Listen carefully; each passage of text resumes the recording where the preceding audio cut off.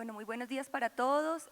Yo pues les voy a hacer una exposición interactiva, entonces les pedí al favor si se pueden ubicar como hacia el centro de la sala, porque pues voy a explicarles cómo es el funcionamiento de los dispositivos y pues el tema de las asambleas. Entonces, bueno, les cuento, mi nombre es Beatriz Botelo, yo soy CEO de WebAsamblea. Igual pues yo les voy a hablar de temas de asambleas cortas y eficientes. Esto es bajo la ley 675, entonces todo lo vamos a marcar en este momento bajo esta ley. Yo les voy a pedir acá pues a mis colaboradores, ellos les van a pasar unos dispositivos, de pronto a las personas que están acá adelante, para hacer el proceso más interactivo.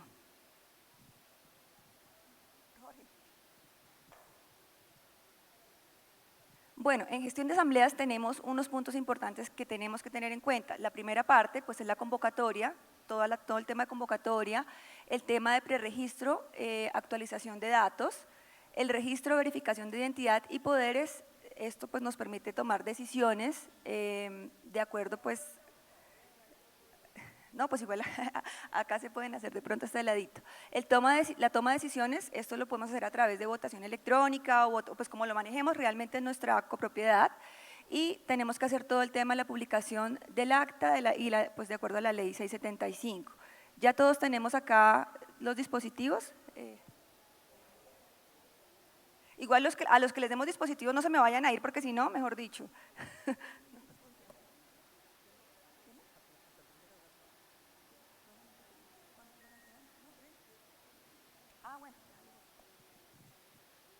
Bueno, entonces, a las personas que están acá adelante les estamos entregando unos dispositivos de votación. Estos dispositivos los vamos a utilizar durante esta charla, y pues quiero que me colaboren, no les pedí pues el favor, quisiera pues que me colaboraran con esto. Yo voy a ir haciendo una serie de preguntas a las cuales pues me gustaría que contestaran. Yo les voy a dar un tiempo para hacerlo, entonces vamos a aplicar la primera pregunta. Entonces, de los que estamos acá en el auditorio, ¿ustedes conocen la ley 675? Un momento, entonces, vamos a utilizar el mecanismo que utilizamos para las asambleas como tal. La persona, o sea yo que estoy presidiendo la asamblea, les voy a leer la pregunta, las posibles opciones de respuesta, y una vez inicia el cronómetro que encuentran en la parte superior, allí empezamos a votar. Todavía no vayan a votar porque no les va a quedar el voto activo. Entonces vamos a iniciar la votación. La pregunta es, ¿conoce la ley 675? Si sí la conoce, vote 1, si no, vote 2. Vamos a iniciar la votación, por favor.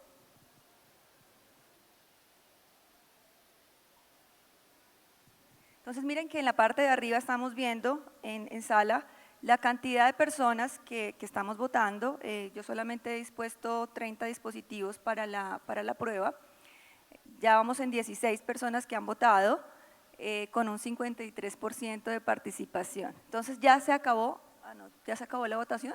No. Entonces, todavía tienen tiempo de votar. Me imagino que todos la conocen, ¿no? Creo, ¿no? Son nuevos. Entonces, de todas formas, la idea es a partir de esa charla, hacer como un recorderis de qué es la ley, porque al final pues esta es la ley que nos rige a nosotros para todo el tema de la administración y para el tema de la gestión de la asamblea de la copropiedad. Entonces tenemos que conocerla.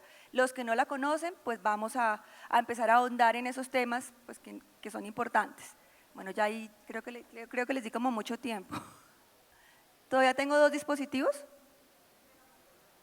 Entrega otros 10 si quieres, para las siguientes votaciones. ¿Alguno más quiere participar de pronto bueno, entonces los que levantaron la mano, igual les digo, pues es importante a la salida pues que me los entreguen porque si no pues ahí quedamos. Igual este dispositivo solamente sirve para votación, no es que lo van a utilizar en el control de la casa, eso no funciona así, ni el celular, si eso no.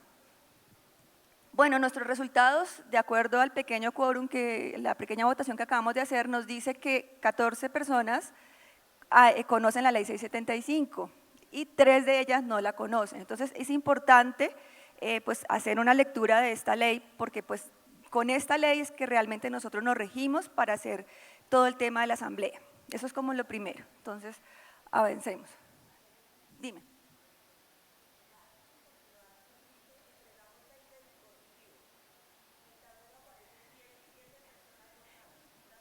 quiere decir que esas 3 personas o se pusieron a charrulo o se pusieron a tomar tinto, igual ya se acabó la votación, o sea, cuando termina el cronómetro, ahí acaba. Acabamos de entregar 30 dispositivos que son los que tengo pues ya programados para el ejercicio que vamos a hacer. De todas formas, los que no tienen dispositivo también pueden participar en el ejercicio. Vamos a darnos cuenta de eso, porque al final a veces nosotros tenemos asambleas en las cuales no tenemos unos mecanismos como estos y pues vamos a ver que la toma de decisión es mucho más difícil, más dispendiosa, porque pues no tenemos estos mecanismos que nos facilitan la vida. Bueno, entonces voy a preguntarles a ustedes, yo sé que esta es la pregunta que más les gusta, ¿cuál es la actividad preferida en la asamblea? ¿Qué es lo que más les gusta hacer? Bueno, entonces la pregunta es, ¿cuál es la actividad preferida en la asamblea? Preparar informes claros y detallados. Me imagino que ustedes preparan unos informes espectaculares, porque pues eso lo tenemos que publicar a todos nuestros copropietarios. Bueno, lo siguiente, solucionar las dudas antes de la asamblea. Me imagino que eso también ustedes lo hacen atendiendo pues al público cuando va a preguntar cosas referentes a la asamblea. Registrar el ingreso y verificar la información. Eso es clave, ¿no? Me imagino que también. Deliberar con los asambleístas, contabilizar la votación por coeficiente. Me imagino que eso también es otra actividad que toma pues bastante tiempo, pero debe ser algo favorito. Elaborar y publicar el acta y poder para diligenciar. Entonces voy a abrir la votación, ya leí las posibles opciones de respuesta, todos entendieron la mecánica de la metodología como la utilizamos. Entonces leemos la pregunta, posibles opciones de respuesta y vamos a abrir la votación.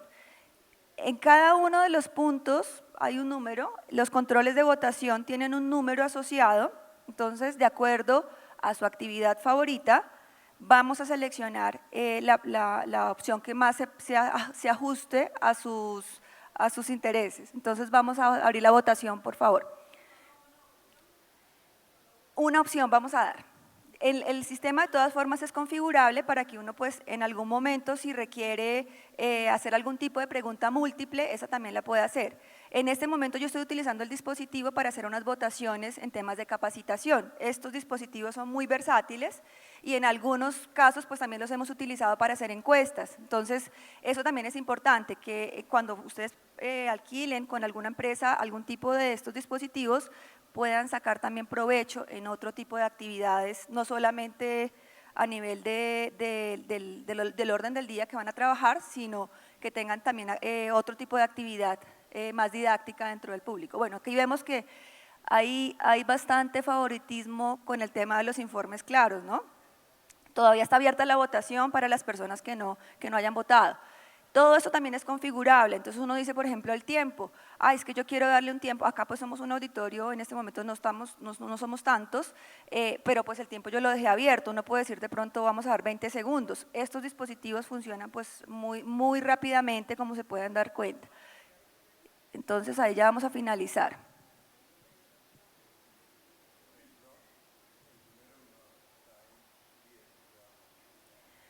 Porque se repartió la votación. Nosotros dejamos abierta para cambiarla.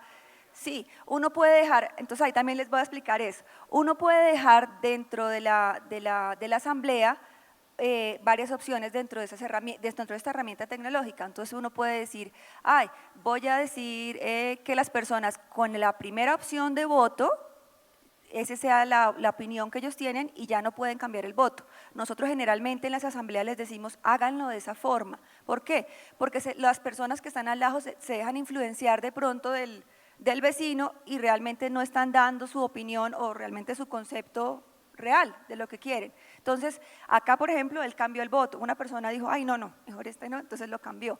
Se cerró la votación, pues ya ahí quedó, bueno, ya se supone que se veía el resultado. Cada vez que votamos se duplica la pantalla y se extiende. ¿Iniciaste la pregunta? No, devuélvete por favor a la que estaba. La reinició.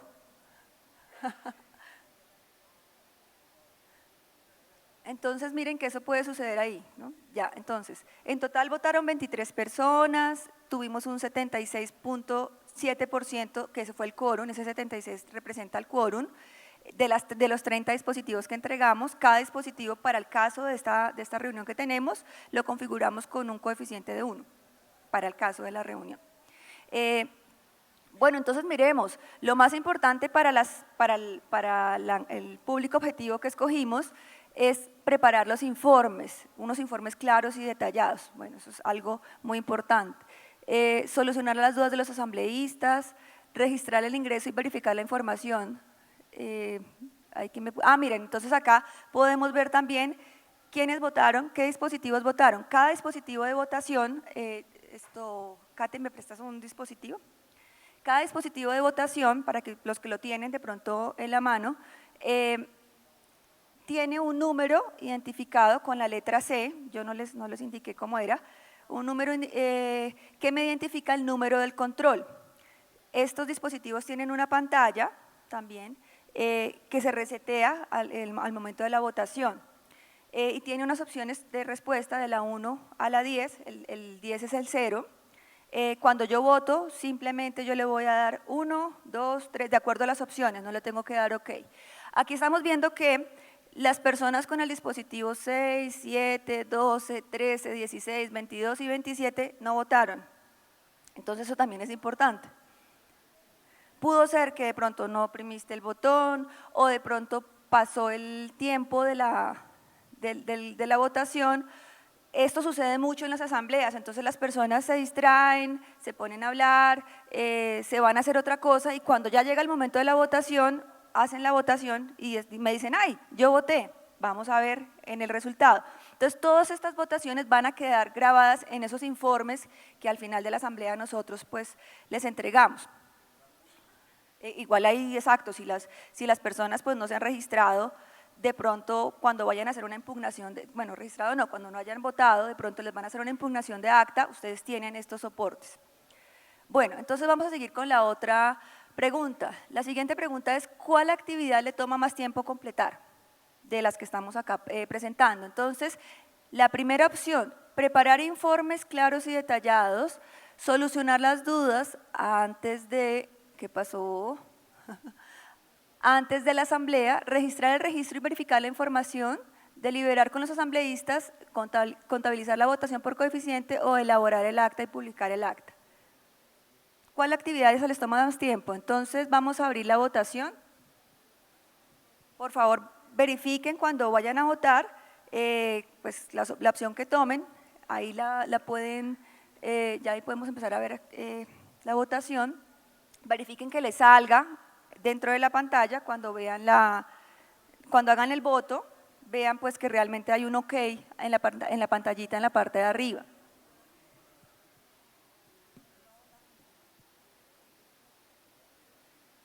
Bueno, aquí ya vemos el resultado, solamente 16 personas estamos haciendo la votación, no sé si de pronto porque la antena está hacia ese costado. Bueno, entonces me dice…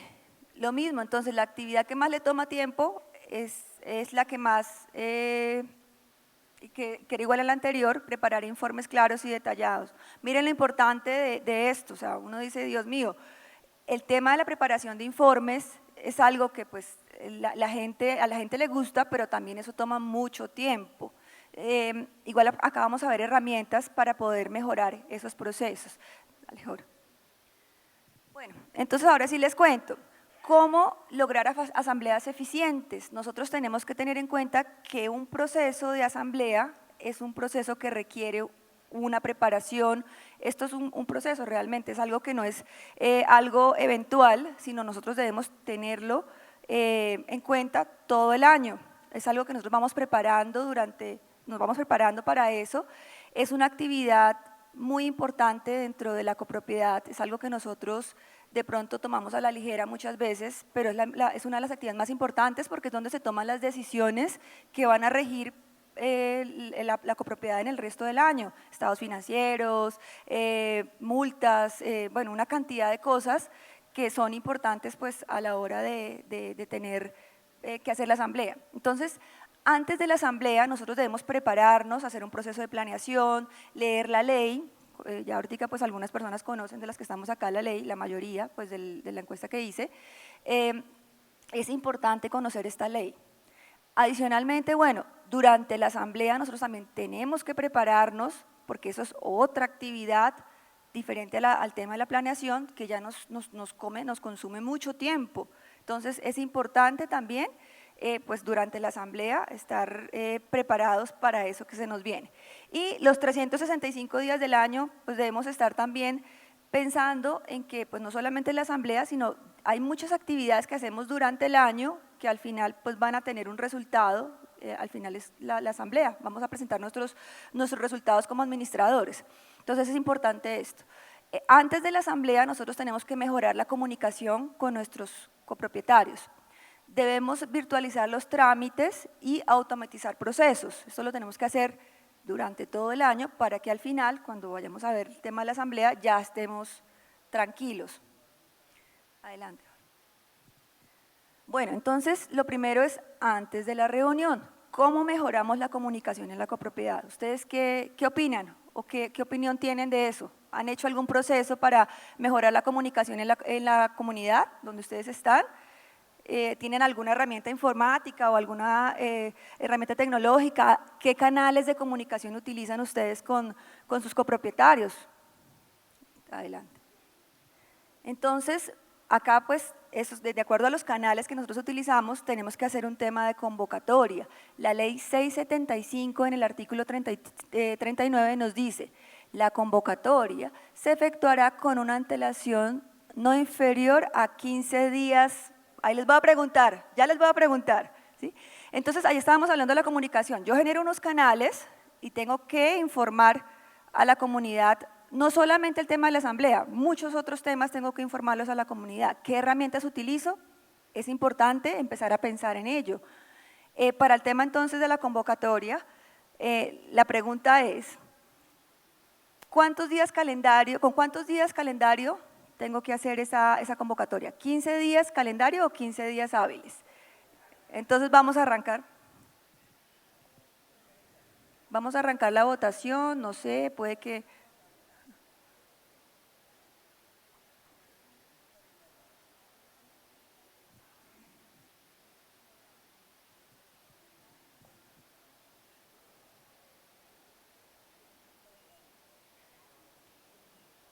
Entonces miren que estas cosas las tenemos que tener claras también cuando vamos a hacer la asamblea. Esto hace parte ya de nuestra asamblea, tenemos que prever pues que tenemos que hacer una convocatoria y que esta convocatoria tiene que tener unas condiciones especiales. Entonces, bueno, ahí creo que alargamos mucho el tiempo.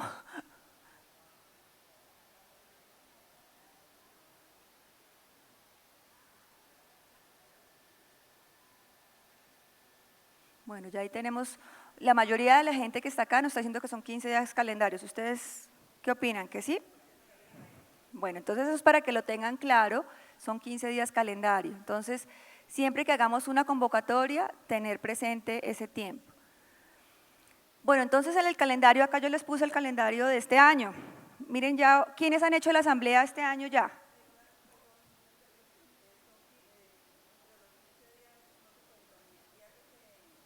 Se cuenta. Se cuenta. Ah, bueno. Entonces eso es importante también. Entonces, acá lo que tenemos es, miren, de acá del público, del auditorio, ¿quién ya hizo la convocatoria? Levanten la mano, pueden levantarla. ¿Quién ya hizo la asamblea? 1, 2. Miren que estamos colgados, porque ya ahorita tenemos mes y medio.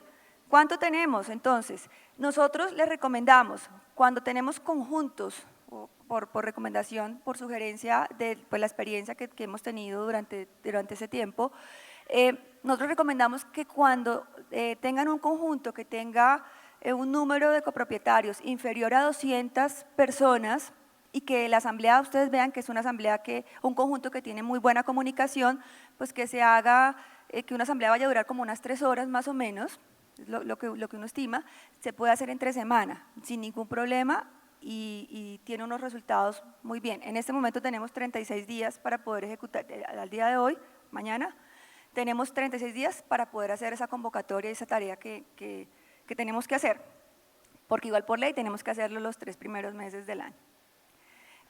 Bueno, Cuando es una asamblea en fin de semana, esas las hacemos cuando son superiores a 200 personas. ¿Por qué? Porque pues tenemos que hacer una convocatoria mucho mayor y organizar, pues poner de acuerdo a mucha más gente.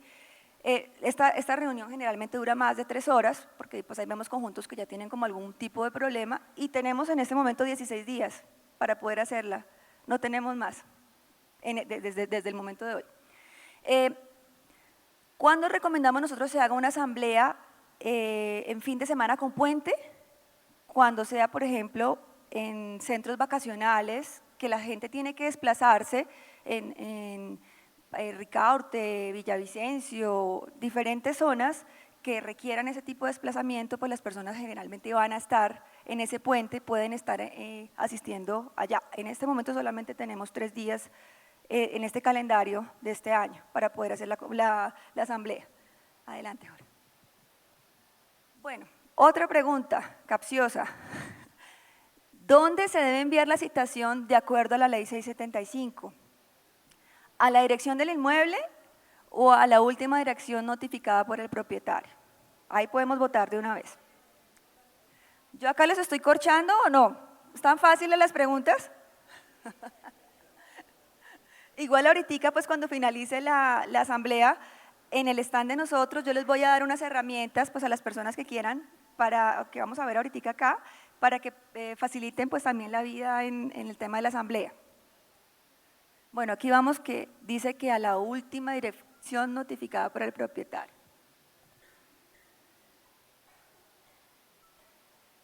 Bueno, ¿están votando todavía?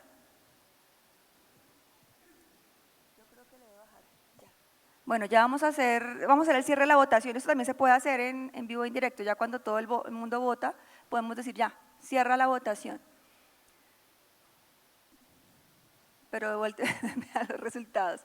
Bueno, entonces acá me dice que la última dirección notificada por el propietario, eso es así, eso es cierto. ¿Cuántos de nosotros tenemos actualizados el libro de propietarios? Importante, eso es muy importante. ¿Por qué? Porque pues al final yo tengo que enviar esa convocatoria, ¿a dónde la envío? Si tengo que publicarla, ¿a dónde la publico? Pues yo publico un cartel o algo en mi copropiedad, pero tengo que enviar la convocatoria de alguna forma a las personas que no están de pronto en la copropiedad viviendo.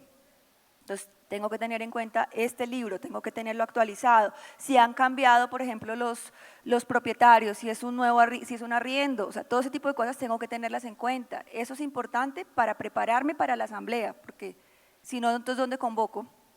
Dale. Bueno, entonces acá también hablamos de algo que se llama la actualización de datos de propietarios y residentes.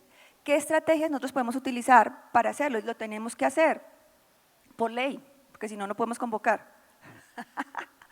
¿Qué dice la 2? Bueno, las estrategias son el censo manual, que eso se puede hacer también, hacer un censo, hacer una encuesta para verificar esa información. Hay herramientas tecnológicas que les permiten también hacer este tipo de censos. Acá tenemos en el tema de Igloo, hay un software de gestión que les permite censar no solamente las personas, los arrendatarios, los niños, las mascotas, todo eso también se puede hacer.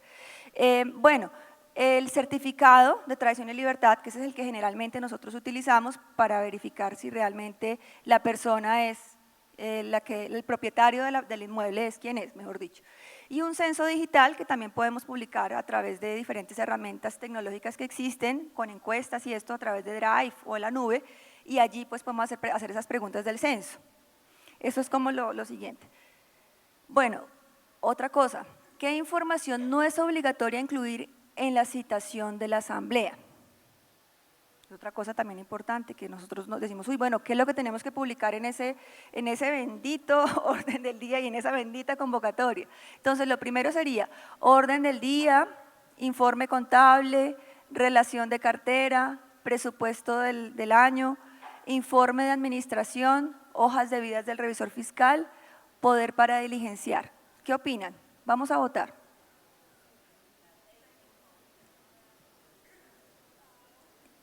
Vamos a dar un poquito menos de tiempo para pues, avanzar en el proceso.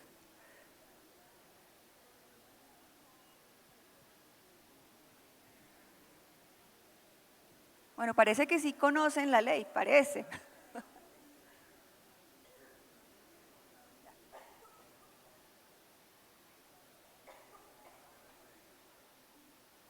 Bueno, 2 minuticos más y ya, 2 segunditos más, mejor dicho. Listo. Bueno, entonces, efectivamente, la hoja de vida del revisor fiscal, eso no lo tenemos que, no es, puede ser algo que quisiéramos dar, pero no es obligatorio pues colocar esa información. Sigue. Bueno, entonces, hay algo que se llama la citación digital y documentos anexos. Esto también lo podemos hacer.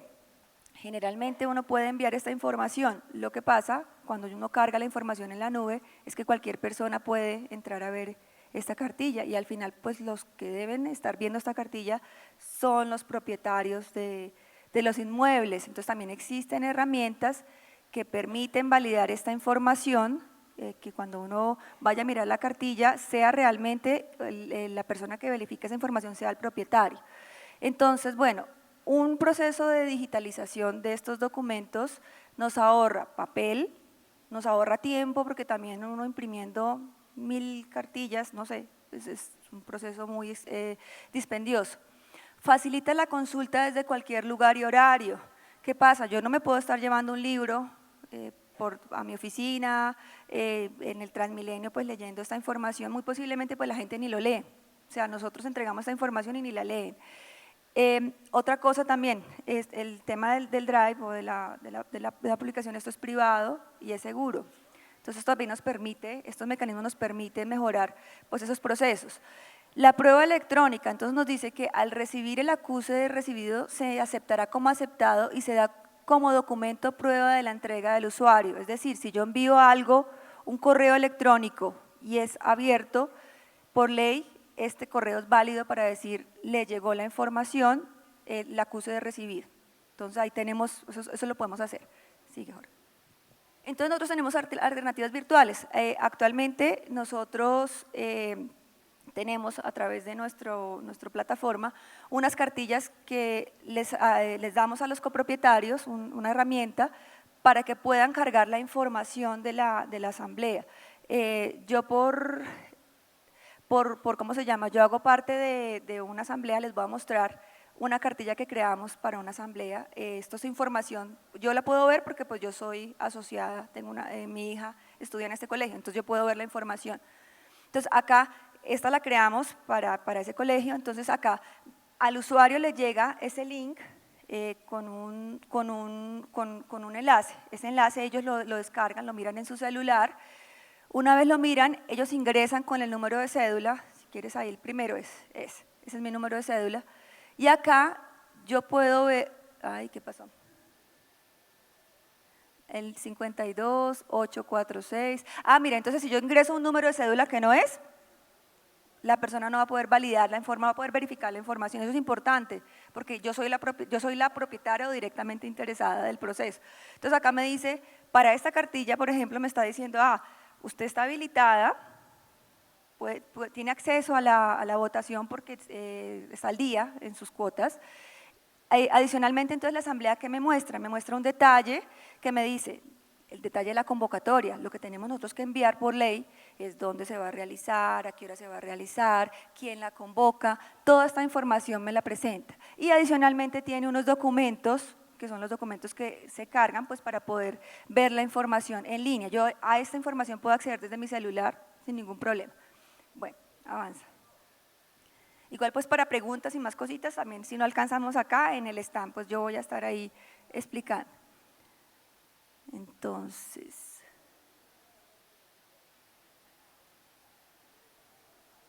ahí puedes seguir.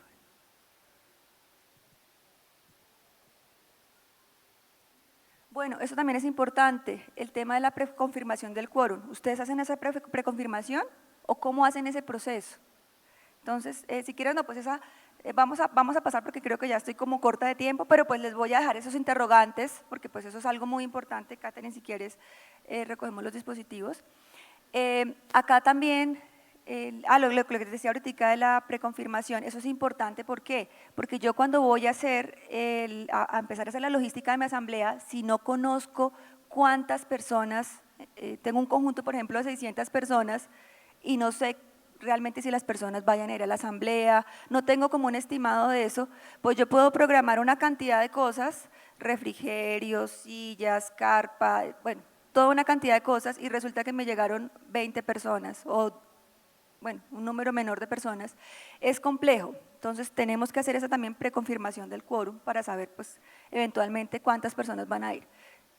Bueno, acá hay una pregunta adicional que también la voy a dejar en el ambiente, es ¿en qué casos no se requiere mayoría calificada del 70% para, esto es para temas de votación, yo ahorita vamos a entrar en esos temas. Entonces ahí me dice cambio de destinación de los inmuebles, expensas extraordinarias por 4, expensas comunes diferentes a la necesaria, reforma de estatutos, reconstrucción, liquidación, adquisiciones de inmuebles, cambio de destinación. Importantes estos puntos, tenerlos en cuenta, porque cuando yo voy a organizar el orden del día, ya ahí salimos del quórum, ya ahora nos vamos al orden del día. Entonces, ¿qué puntos tengo que tener yo claros para yo poder cuando convoque saber si mi asamblea pues realmente va a ser efectiva o no? Porque si yo tengo una mayoría, tengo un punto de mayoría calificada y no tengo el quórum, pues pierdo la plata que estoy invirtiendo en esa asamblea porque no va a tener el quórum al final para poder votar estos puntos. Adelante. Bueno, y ya nos vamos al tema del durante la asamblea. Si quieres, Jorge, sigue.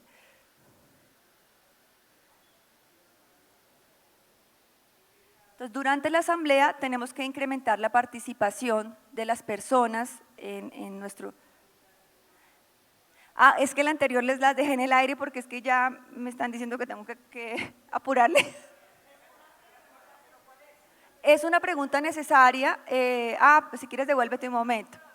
Entonces, el tema de la mayoría calificada nos habla del tema de la expensa común diferente a la necesaria. Realmente esa es la que yo tengo que tener en cuenta que no requiere mayoría calificada.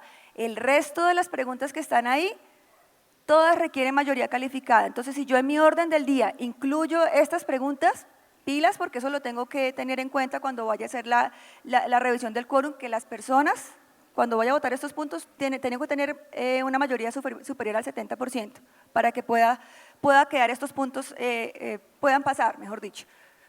Bueno, entonces ahora nos vamos al durante la reunión. Entonces, durante la reunión me dice, el voto de cada propietario equivaldrá al porcentaje del coeficiente. Eso también es importante.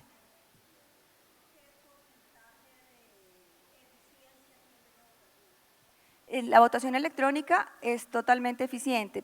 Ahorita, cuando uno lo coloca en pantalla, los dispositivos electrónicos cuando ingresan a la sala ya van configurados con el coeficiente de cada copropietario, eso es importante. Es totalmente fiable, es un mecanismo que realmente nos permite tener unos resultados muy rápidos. Yo aquí, lo que les mostraba yo al comienzo de la asamblea, puedo ver quién votó, qué votó, el dispositivo qué coeficiente tiene. Entonces, esa participación pues realmente es como infalible, uno es realmente muy confiable. Bueno, adelante. Entonces, acá digo, ¿cuánto tiempo tarda en verificar la identidad del quórum en una lista? Eso es importante también. Muchas veces los asambleístas o las personas copropietarias llegan, firman una lista y se fueron. ¿Ustedes verificaron si realmente esa era la persona? No sabemos, llegó, firmó y siguió, no sabemos. Entonces, es importante, existen mecanismos que nos permiten realmente validar la identidad de la persona. Nosotros tenemos un tema de lector de cédula, entonces llega la persona, realmente el documento, la cédula, pues es un documento legal, es nuestra identidad. Si yo la presento y la paso por un lector de cédula, yo sé que realmente es una cédula verdadera, no me la están falsificando, me pueden entregar una cédula falsa también, no lo sé. Entonces, esas cositas son cosas que tenemos que tener pues, en cuenta cuando vayamos a hacer el tema del registro. Acá ustedes, el día de hoy y el día de ayer, tuvieron el registro que hicimos, lo hicimos a través de la plataforma. Nosotros les dimos pues como la opción también para que hicieran el registro, no solamente en las copropiedades, sino también en eventos, eso se puede hacer y lo hicieron a través de nuestra plataforma. Adelante, Jorge. Bueno, entonces acá, informes de votación detalladas. Entonces, hablamos de la verificación del quórum, el porcentaje por cada opción votada de acuerdo al coeficiente y el informe detallado por unidad. ¿Ya llega hasta el final? Ah, bueno. Entonces, estos informes también los tenemos nosotros que sacar. Cuando ya tenemos que hacer nuestra acta, los informes finales, nosotros tenemos que tener el tema de la verificación del quórum, el tema de la lista de los asistentes, porque esto al final nos genera un tema de multas y pues todo el tema de plata, usted sabe que es importante tenerlo en cuenta para no ir a afectar el bolsillo de otro. Y los informes detallados por unidad también los tengo que tener en cuenta. ¿Por qué? Porque pues lo mismo, me van a impugnar el acta, venga, usted qué coeficiente fue el que votó, ¿realmente usted votó? Eso tenemos que tenerlo en cuenta. Otros aspectos que tenemos que tener en cuenta durante el proceso de la asamblea es el registro, que ya les comentaba que pues tenemos que verificar la identidad de la persona, el reglamento de la asamblea, eso también es muy importante. Cuando una persona va a intervenir, por ejemplo, dice, ay no, intervino el señor que siempre habla y dura, mejor dicho, 50 siglos, entonces se nos alarga esa asamblea muchísimo. Entonces, al comienzo de la asamblea siempre debemos dar unas normas para decir, mire, las intervenciones van a estar regidas, duran 3 minutos, la persona que llega a la intervención dice su nombre, dice su torre y apartamento, tiene 3 minutos para hablar, con educación, sin ir a maltratar a nadie y ya. Entonces, son cosas que tenemos nosotros que dar durante la asamblea. El tema de la elección del presidente y secretario, eso es importante también, siempre tener un presidente, un secretario y una persona que pueda manejar al público, pues que no se vaya pues como a dejar influenciar por los otros, sino que pueda él tomar esas decisiones como presidente. Un sonido profesional, un sonido también es importante. Si no tenemos un buen sonido, las personas se nos duermen, no puedo tomar la grabación del audio, que eso es importante en el momento de hacer el acta, tener esos soportes. La proyección de alta definición, entonces ¿qué ocurre? Cuando hacemos asambleas, por ejemplo en carpas, esas asambleas, a veces esos videobin en los cuales se proyecta la presentación, los píxeles son muy, o el videobin es muy, los lúmenes que tiene son de baja capacidad, entonces no se ve nada en la presentación y las personas pues tampoco pueden participar, exacto, les falta nitidez.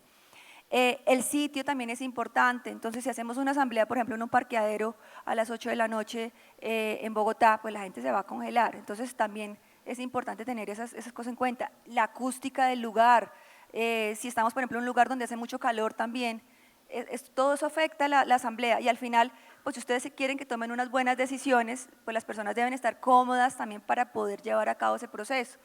El tema del refrigerio también, entonces yo me demoré, no sé, 5, 6 horas, 8 horas y no les di ni siquiera un tinto, ni unas galletas, nada, entonces eso también es importante. Todas esas cosas tenemos que considerarlas en nuestro proceso de planeación y para poder ejecutarlas ya cuando estemos durante la asamblea. Avanza, Jorge. Bueno, ahora hablamos después de la reunión. Hay que guardar la información. ¿Cómo hacemos ese proceso? ¿Cómo publicamos eso? Entonces nos dice el artículo 47 de la ley 675 que las actas se deben publicar 20 días hábiles para su publicación para consulta. O sea, las personas que asistieron a la asamblea deben tener esa posibilidad. Entonces, ¿el acta es transcrita exactamente de acuerdo a lo ocurrido a la asamblea? ¿Ustedes qué opinan? Bueno, muy bien. No debo transcribir exactamente todo, los hechos más importantes, el tema de cifras, toda esa información es lo que yo tengo que tener en cuenta. ¿Qué estrategias debo tener en cuenta para la elaboración del acta? Durante la asamblea, yo debo tener, pues primero tratar de tomar el audio de la asamblea, eso es lo primero. Tratar de tomar apuntes durante la asamblea también, notas, o sea, habló el uno, habló el otro, quién habló, entonces ir tomando esas notas para que al final, si de pronto el audio no es muy nítido, yo pueda saber, mire, de esta torre, de este apartamento me dijeron tal. Cuando las personas intervengan, se me olvidó comentarles, es importante decirles siempre que hablen por el micrófono, para que es un protocolo que uno debe seguir. Lo otro, bueno, lo que les decía, solicitar a quienes intervienen informe escrito. A veces puede que alguien tenga alguna retahíla que tenga que informar, algún caso específico, entonces yo puedo pedirle la información. Y anexar los informes de asistencia, votación y audio cuando termino mi acta. Eso es un soporte para que cuando ya, si hay algún tema de impugnación, un tema legal que nos pueda afectar, tenemos todos esos soportes muy bien entregados y el acta pues queda muy bien soportada, entonces ya no tenemos como ninguna posibilidad de que nos van a impugnar. En la nube pues existen muchas alternativas, es importante pues el mensaje que les quiero dejar, ustedes son los gerentes de sus copropiedades, ustedes son las personas que tienen que planear, ejecutar y dar resultados a los copropietarios, pues ese es el cargo que ustedes tienen al final. Hay muchas herramientas que les permiten hacer la vida más fácil, que les facilitan la vida realmente a ustedes y realmente pues les permiten entregar una buena información. Entonces, hay muchas alternativas, importante, tómenlas, no piensen que la tecnología muchas veces, y creo que esto lo han hablado el día de ayer, a veces uno piensa que las personas, es que mi conjunto es de la tercera edad, o hay mucha gente de la tercera edad que no maneja estos medios, mentiras. Ahorita hay mucha gente que trabaja con estas herramientas y son muy fáciles, entonces no descartemos todas esas posibilidades. Igual les agradezco mucho lo que les comentaba, en el stand vamos a tener pues unos descuentos, les vamos a dar unas herramientas, el tiempo pues fue corto, pero pues espero que les haya podido aportar en algo el día de hoy. Les agradezco mucho. Mira, ¿qué pasa? Acá están preguntando que si nosotros tenemos alguna, como alguna validez de a quién le entregamos el dispositivo de votación. ¿Sí? ¿Esa es la pregunta? Yo me fui y me retiro y le dejo el control al señor. Bueno, entonces yo les cuento, generalmente nosotros estos dispositivos en el punto de registro los escaneamos con la cédula, lo que les contaba, la cédula, cuando yo la escaneo yo sé si esta cédula es verdadera, a quién se la entregué y pido la torre y el apartamento de esa persona. Ese control de votación me queda ya ligado a esa persona. Estos dispositivos tienen un valor. Nosotros hacemos cuando ejecutamos un contrato, siempre, igual con la empresa que sea, ustedes también deben hacerlo, siempre hacer que todo quede de forma legal. Si estos dispositivos se pierden, tienen un valor. Entonces yo te lo entregué al señor y el señor se lo entregó al vecino, pero yo al que le tengo que cobrar el dispositivo, el que me tiene que responder, es al que yo le entregué, al que yo le escaneé la cédula. Entonces, eso es importante porque yo ya sé quién es. Entonces voy y lo busco y le digo, bueno, mi dispositivo, si no me lo entrega, me tiene que pagar el dispositivo. Acá. ¿Cuál es la confiabilidad del sistema electrónico de votación a sabiendas que este lo diseña o lo hace un programador de sistemas? Perdóname, te vuelvo a escuchar. Nuevamente, ¿cuál es la confiabilidad de este sistema electrónico de votación a sabiendas que lo hace un programador de acuerdo también a la solicitud de un cliente? Bueno, yo les cuento, estos dispositivos de votación funcionan a través de radiofrecuencia. Esto no es un programa que yo creo en internet, o sea, que yo digo, sí, voy a crearlo, voy a programarlo, no. Obviamente tiene una codificación y unas cosas, pero esto funciona a través de radiofrecuencia. Esto no es internet. Esto no es que yo le pago a un programador para que me programe ya las cosas. Es un programa, allá ustedes ven una antena, es una antena de votación. Esa es la antena, el receptor que me está recibiendo toda la señal. Yo, en el tema de transparencia, eso es importante también tenerlo en cuenta, nosotros no le podemos meter la mano al dispositivo, a la votación como tal, no hay forma, porque pues esos son radiofrecuencia. Les agradezco mucho, si tienen más preguntas en el stand los espero y les agradezco pues su atención y su tiempo.